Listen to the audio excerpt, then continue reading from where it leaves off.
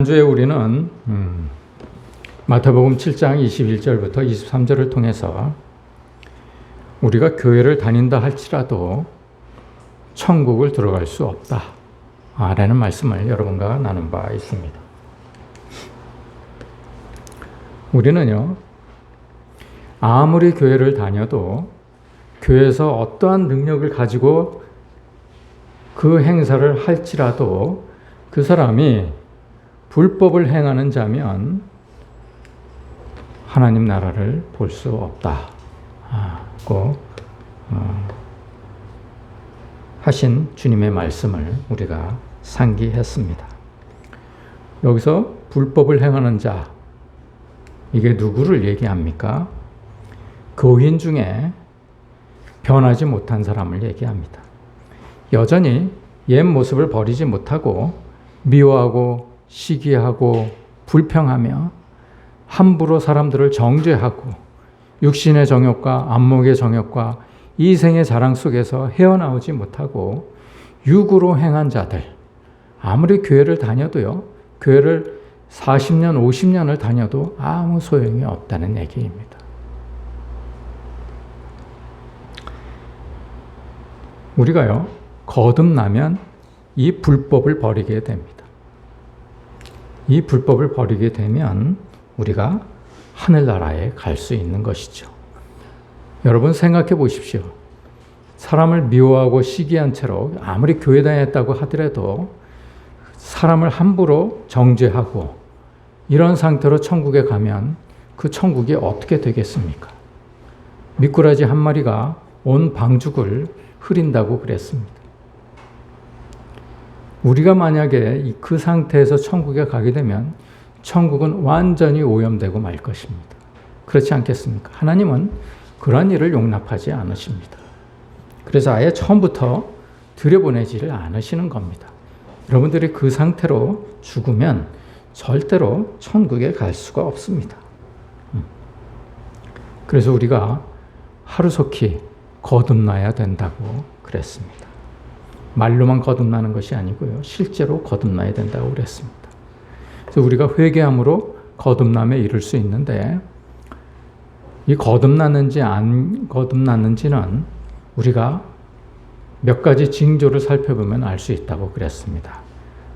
그 대표적인 것으로 우리가 세 가지를 들었습니다. 그렇죠? 이 세 가지 중에 어느 것 한 가지라도 제대로 여러분들이 자신 있게 대답할 수 없으면 거듭나지 않은 것입니다. 많은 징조가 있지만 대표적인 것 세 가지만, 공통적인 것 세 가지만 여러분들에게 말씀을 드린 바가 있습니다. 첫째가 무엇이었습니까? 하나님의 특별한 부르심이 있다는 것을 본인이 안다는 것입니다. 우리가요, 자신을 회개하다 보면 거듭나게 이르는데, 거듭난 사람들은 자신을 무척 미워합니다. 세상은요, 자꾸 자신을 사랑하라고 그러고 자신의 가치를 찾으라고 얘기합니다. 그런데요, 자신을 사랑한 상태에서는 예수님의 말씀을 따를 수가 없습니다. 예수님은 자신을 부인하고 자기를 버리라고 말씀을 하셨는데, 자기를 사랑하는 사람이요, 어떻게 자기를 버릴 수가 있겠습니까? 거듭난 사람들은요, 자신이 얼마나 추악하고 더러운 죄인인지를 너무나 절실하게 깨닫기 때문에 자신의 죄를 모든 사람들에게 공개합니다. 교회 다니는 사람들은요, 모두 자신이 죄인이라고 말은 합니다. 그런데 자신이 어떠한 죄인인지를 구체적으로 사람들에게 얘기하지 않습니다. 창피하기 때문에 그렇습니다. 자기 수치를 보이지 않기 위해서 그렇습니다. 그래서 자신의 죄를 구체적으로 설명하지 않습니다. 거듭난 사람들은요, 자신이 철저하게 미운 사람이기 때문에 자신의 죄를, 나는 이러한 사람입니다, 이렇게 죽을 수밖에 없는 사람입니다라고 모든 사람들에게 공개를 하게 됩니다. 다른 사람들의 판단, 다른 사람들의 인정을 우리가 귀담아 듣지 않게 되기 때문에 그렇습니다. 그렇게 되면 하나님께서 소명을 느끼게 해주시는 거예요. 아, 내가 하나님께서 이러한 일을 완수하라고 나를 부르셨구나 라는 것을 깨닫게 된다는 것입니다. 내가 이 일은 죽기 전에 완수를 해야 되는 거구나. 이걸 깨닫게 되는 것이에요.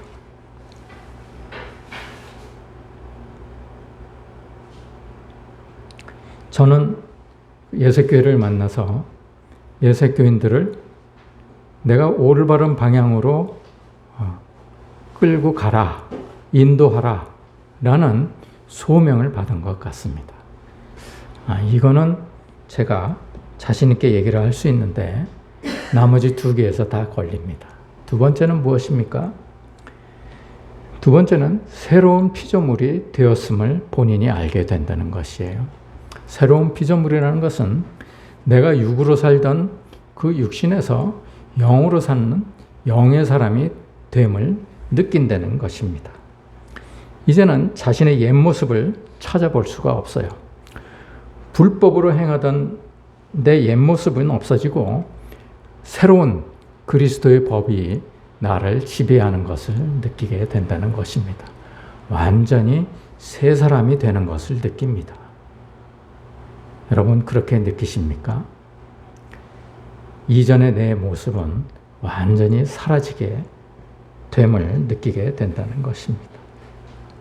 마치 천사처럼 변하게 되는 것입니다.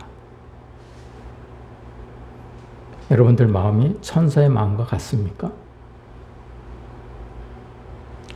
세 번째는 하나님께서 나로 하여금 매 시간 그리스도 안에 머물게 하신다는 것입니다. 하나님은요, 우리를 구원하시기 위해서 우리 안에 들어오시려고 그러십니다. 하나님은 이미 우리 안에 들어오실 준비가 다 되어 있으신 분이에요. 물처럼 변해서 우리가 사각 모양을 담고 있으면 우리 안에 들어와서 사각 모양이 되어 주십니다. 우리가 세모 모양이 되어 있으면 우리 안에 들어오셔서 세모 모양이 되어 주십니다. 우리는 그러면 어떻게 해야 되겠습니까? 우리도 예수님처럼 물처럼 변해서 모든 사람들의 틀 속에 우리가 들어가서 그 사람의 틀 안에서 그 사람에게 영향력을 끼쳐야 된다는 것이죠.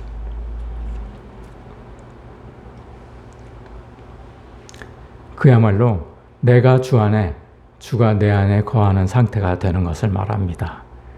이 상태는요, 천사가 흠모하는 상태가 됩니다.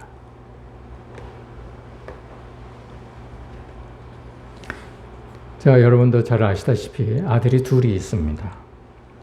그런데 제 아들을 낳았을 때 제 아내하고 제가 약속한 바가 있어요. 사랑으로 보살피는 것은 제 아내가 하겠다는 거예요. 그러니까 아들에게 사랑만 가지고는 안 되니까 엄한 규율이 필요하니까 엄한 일은 저보고 하라는 얘기. 그래서 제가 악역을 맡았습니다. 제가 아이들을 이제 엄하게, 일부러 엄하게 키운 것이지 제가 아들을 사랑하지 않아서 그런 건 아니겠죠. 이제 엄하게 키웠습니다. 제가 엄하게 키우면은 제 아내가 저한테 그렇게 시켰음에도 불구하고 저를 나무라더라고요. 엄하게 키운다고. 이제 자연히 저희 아들들은 저하고 이렇게 간격이 벌어지게 되었죠. 네. 제가 이 관계를 회복하기 위해서 제가 아들이 중학교 들어갈 중학생 때 제 아들하고 둘이 야간 열차를 타고 각자 따로따로 시간 차이를 두고 한 명씩 데리고 야간 열차를 타고 부산에 갔습니다. 부산에 가서 가는 도중에 얘기도 하고 내려서 새벽에 내려가지고 부산역 앞에 가면 포장마차가 있는데 우동 파는 데가 있었어요. 지금도 있는지 모르겠지만. 그럼 이제 포장마차에서 이제 우동도 사 먹고, 그리고 새벽이 되면 이제 버스가 다니니까 버스를 타고 이제 태종대에 가서 이제 해 뜨는 것도 보고, 이제 그러고 이제 아들하고 같이 올라오고 이제 그렇게 했습니다. 제 큰아이가요, 한 번도 제 손을 잡지를 않아 왔습니다. 그런데 그 일이 있고 나서 제 어깨에 머리를 기대고 자더라고요. 그때부터 관계가 조금씩 회복되기는 시작했습니다만, 그럼에도 불구하고 아들과 저의 간격은 그렇게 쉽게 좁혀지지 않았습니다. 근데 성인이 돼서 아이들이 성인이 돼가지고 제가 제 자신을 버리기 시작했습니다. 그리고 제 아이의 틀 속에 제가 들어가기 시작했습니다. 그랬더니 아이들이요, 점점 가까이 오기 시작하더라고요.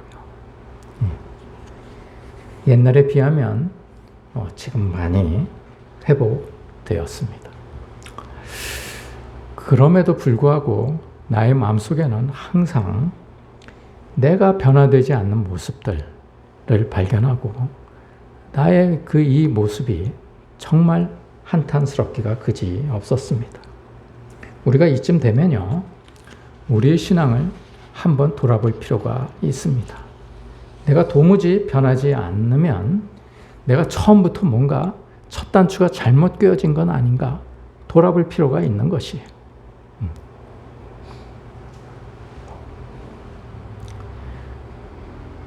내가 주 안에 있고 주가 내 안에 계시면은 분명히 내 마음의 평정심을 잃지 않고 천국을 살아갈 수 있을 텐데, 이 세상이 지옥 같을 때가 더 많은 것입니다. 예수님은 분명히 이 땅에 오셔서 천국을 살다 가셨을 텐데, 여전히 우리는 세상이 두렵고 불안하고 육신의 정욕과 안목의 정욕과 이생의 자랑에서 벗어나질 못하고 있는 것이, 여전히 내 주장이 강하고 여전히 나를 버리지 못합니다. 후회가 반복됩니다. 어머나, 내가 미쳤나 봐. 이 소리를 수도 없이 반복하면서도 계속 그 죄를 다시 짓습니다. 우리는요, 우리한테 손해를 끼친 사람, 내가 곤란에 처하게 만드는 사람들을 만나면 우리가요, 그 사람들을 불쌍히 여기는 마음보다, 저런 불쌍한 인간 정말 내가 어떻게 해서든지 잘 인도해서 하나님 사람으로 만들어야 되겠다, 이런 마음보다는 내가 당장 손해내는 것, 내가 당장 곤란한 지경에 빠지게 됨을 인해서 그 사람을 저주하게 됩니다. 지옥에나 확 빠져라, 이런 마음이 들 때가 더 많은 것이에요. 심지어는 자기 남편이나 자식까지도 이런 생각을 할 때가 많이 있습니다. 도대체 무엇이 잘못된 것일까요? 내가 그렇게 교회를 다녔는데, 내가 그렇게 열심히 신앙생활을 했는데, 내가 그렇게 신실하게 하려고 그 많은 노력을 기울였는데 도대체 무엇이 잘못된 것일까요? 그래서 우리가 처음부터 다시 돌이켜보는 것입니다. 여러분, 만일에 우리가 첫 단추가 잘못 끼워져 있으면요, 첫 단추만 잘 끼우면 되는 게 아닙니다. 그동안에 끼웠던 단추들을 다 풀어야 되는 것입니다.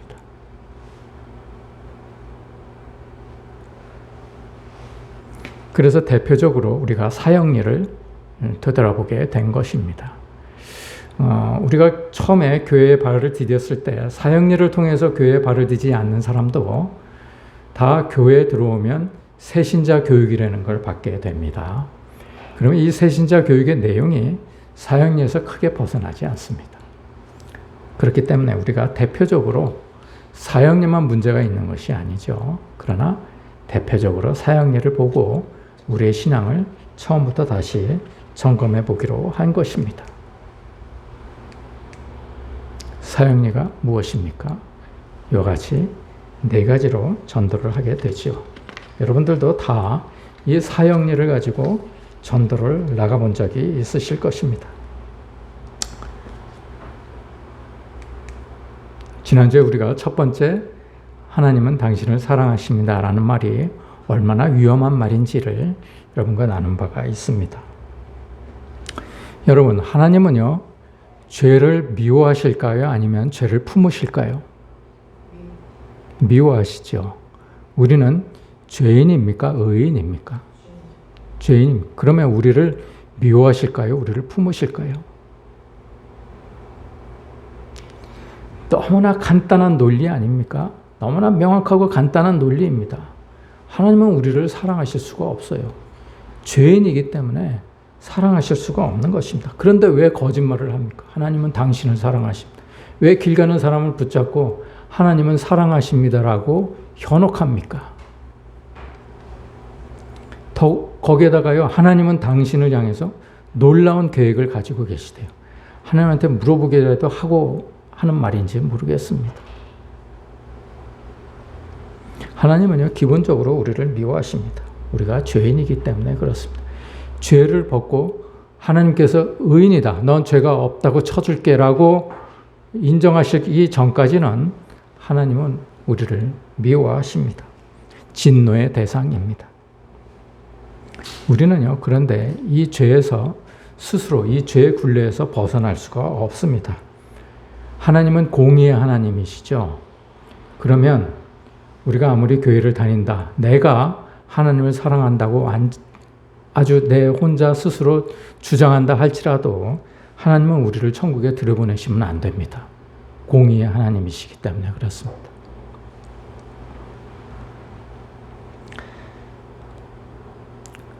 오늘 본문 중에 3장 16절 말씀, 하나님이 세상을 이처럼 사랑하사 라는 말은 우리에게 기회를 주셨다는 것이지 우리를 끝까지 사랑하신 것은 아닙니다. 우리가 죄인임에도 불구하고 사랑하신다는 얘기가 아니고 우리가 그냥 놔두면 죽을 수밖에 없는 존재인데 우리에게 기회를 주셨다는 얘기예요. 근데 우리가 그 기회를 자꾸 놓치려고 하고 있는데 문제가 발생이 됩니다. 하나님은요, 죄를 미워하시기 때문에 죄인을 결코 용서하지 않으십니다. 우리가 죄인인 채로 죽으면 우리를 가차없이 지옥에 보내실 것입니다. 절대로 악인을 의롭다 하지 않으시고 의인을 악하다고 하지 않으십니다.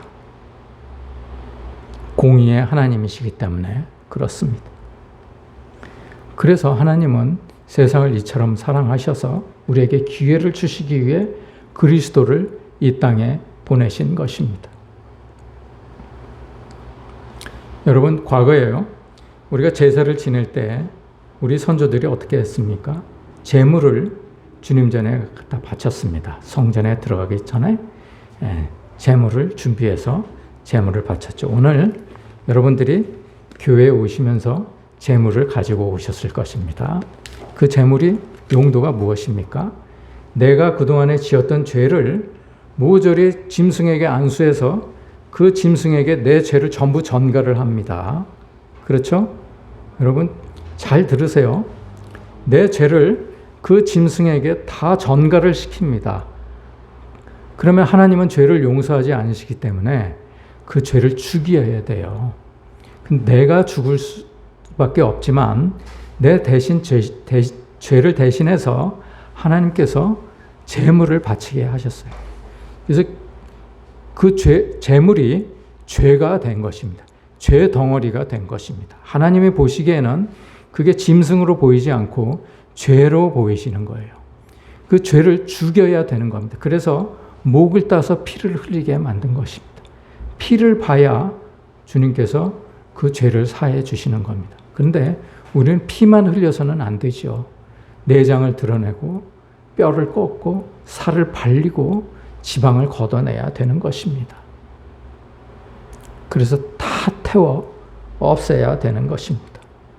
그래야 우리 죄가 사함을 받는 거예요. 여러분, 주님께서요, 우리의 죄를 다 짊어지시고 가셨어요. 그렇죠? 우리 죄를 제물처럼, 우리가 옛날에 제물에 바쳤던 것처럼 우리 모두의 죄를 주님께 전가시킨 것입니다. 그렇죠? 그러면 주님이 뭐가 된 것입니까? 죄 덩어리가 된 것입니다. 주님이 죄가 없으신 분이요, 죄 덩어리가 된 것이에요. 하나님은 그 죄 덩어리를 용서하지 않으셨습니다. 그래서 하나님은 주님을 버리실 수밖에 없으셨어요. 공의의 하나님이시기 때문에 그렇습니다. 그래서 주님이요, 십자가에 달려 돌아가실 때 하나님 왜 나를 버리셨나이까 라고 외친 이유가 바로 거기에 있는 것입니다. 한마디로 저주를 받으신 것이죠. 그런 공의의 하나님이시기 때문에 하나님은 의로운 동시에 죄인들을 의롭다고 해 주실 수 있었던 것입니다. 아마도 그 죄에서 하나님의 아들이라고 해서 벗어났으면 조국처럼 자기 자식이라고 자기 죄를 용서해 줬으면 모든 사람은 용서하지 않아도 자신은 용서를 했다는 거예요. 그렇으면 그 조국은 누구한테도 의인이라고 얘기할 수 없는 것이죠. 공의롭지 않기 때문에 그런 것입니다. 그래서요, 우리는 전도를 할 때, 여러분들 교인들을 보면요, 전도하셔야 됩니다. 전도를 할 때요, 하나님은 당신을 사랑하십니다라고 전도를 하면 안 돼요. 어떻게 전도를 해야 되겠습니까? 너 그러다 지옥 간다.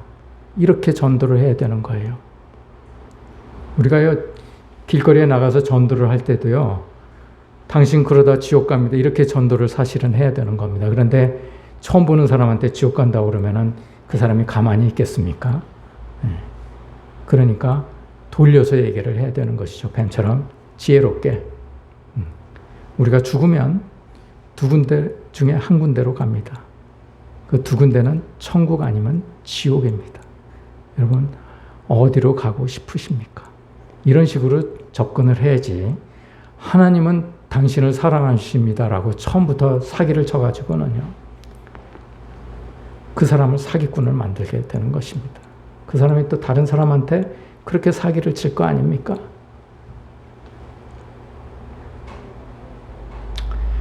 아브라함이요, 이삭을 데리고 모리아산, 성전산이라고도 하고 시온산이라고도 하고 아라우나 타작마나 다 같은 말입니다.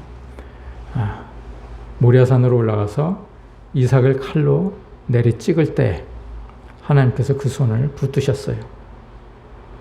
그렇죠?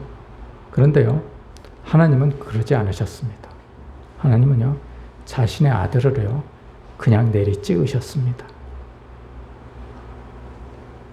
공의의 하나님이시기 때문에 그렇습니다. 오늘날 교회는요, 교회만 나오면 다 거듭나야 된다고 얘기를 합니다. 그런데 어떻게 거듭나야 되는지, 왜 거듭나야 되는지 상세하게 설명하는 교회가 그렇게 많지 않습니다. 그 목사가 거듭나지 않았기 때문에 그렇습니다. 그리고는 교회마다 다 선심 쓰듯이 자기가 무슨 권한이라도 있는 듯이 거듭났다고 다 최면을 거는 거예요. 누구든지 그리스도 안에 있으면 새로운 피조물이라고 말씀을 하셨다는 거예요. 그런데 우리는요, 새로운 피조물이라고 그러면서 이 세상을 마귀처럼 살고 있지 않습니까?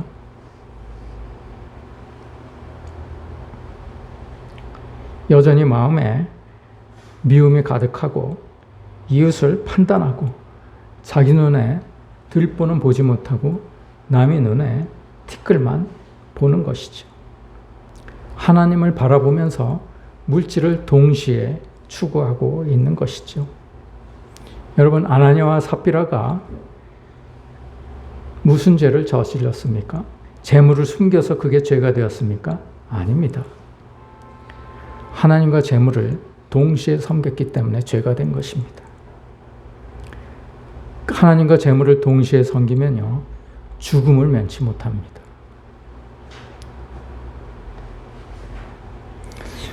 어떤 신학자들은요, 죄가 자범죄하고 원죄가 있다고 얘기를 합니다. 자범죄란 내가 일상 삶을 살면서 내 생각과 말과 행동으로 짓는 죄를 얘기합니다. 그리고 원죄는 내가 원하든 원하지 않든 나에게 주어진 죄를 타고나면서부터 지은 죄를 얘기한다고 그래요. 그런데요, 여러분, 죄는 한 가지입니다. 하나님을 떠나 있는 것입니다. 모든 죄는 하나님을 떠남으로부터 시작합니다. 그런데 사형리의 두 번째는 이렇게 시작합니다. 사람은 죄에 빠져서 하나님으로부터 떠나 있습니다. 여러분, 이제는 이 말이 무슨 오류가 있는지 보이시지요? 네. 여러분, 죄에 빠져서 하나님을 떠나 있는 게 아닙니다. 하나님을 떠나 있기 때문에 우리가 죄에 빠지게 된 것입니다. 우리는요, 잠시라도 하나님을 떠나 있으면 죄를 짓게 됩니다. 모든 죄는 거기서부터 시작됩니다. 어떤 교인들은요, 이 요한복음 3장 말씀을 보고, 왜 하나님이 그렇게 심하게 너무 강하게 얘기를 하십니까? 내가 거듭나지 아니하면 하나님의 나라를 볼 수 없다고 얘기하시는 것보다 기왕 얘기하실 거면 내가 거듭나면 하나님의 나라를 볼 수 있다. 이렇게 얘기하면 좀 좋습니까? 이렇게 얘기하는데요. 여러분, 만약에 여러분들에게 딸이 있는데 밖에 영하 20도가 됐는데 딸이 멋을 부린다고 미니스커트를 입고 집 바깥으로 나오는 것을 보십시오. 그러면 여러분이 어떻게 하시겠습니까? 대뜸 이놈이 미쳤나? 이렇게 벌써 얘기를 하실 겁니다. 너 얼어 죽고 싶으냐? 당장 들어가서 옷 갈아입고 나오지 못해? 이렇게 얘기를 하면 그 딸이 엄마의 얼굴을 보고, 야, 내가 얼어 죽기 전에 맞아 죽겠다. 이렇게 생각하고 들어가서 옷을 갈아입고 나오게 될 것입니다. 그런데 만약에 엄마가 이런 날씨에 그렇게 입고 나가면 너 하루 종일 추위에 떨게 될 거야. 이렇게, 그렇지 않으면 너 오히려 따뜻하게 옷을 입고 나가면, 이렇게 얘기를 하는 도중에 벌써 딸은 나가고 없을 것입니다. 시간이 없습니다. 강하게 얘기를 해야, 강조를 해야 하나님이 사람들이 돌이킬까 말까 하는 것이죠. 주님은요, 우리가 이 땅에서 지옥같이 사는 이유가 회개하지 않았기 때문에 그렇다고 말씀을 하십니다. 그래서 주님은 실생활에서 우리가 어떻게 살아야 될 것인지, 하나님의 뜻이 무엇인지를 다 알려주셨어요. 그런데 이스라엘 백성은 귀담아 들으려고 그러지 않았습니다.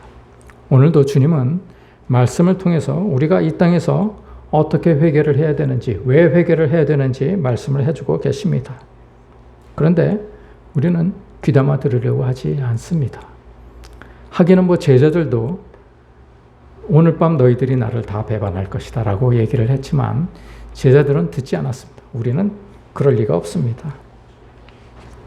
베드로는 죽을지언정 우리가 주님을 배반하지 않습니다.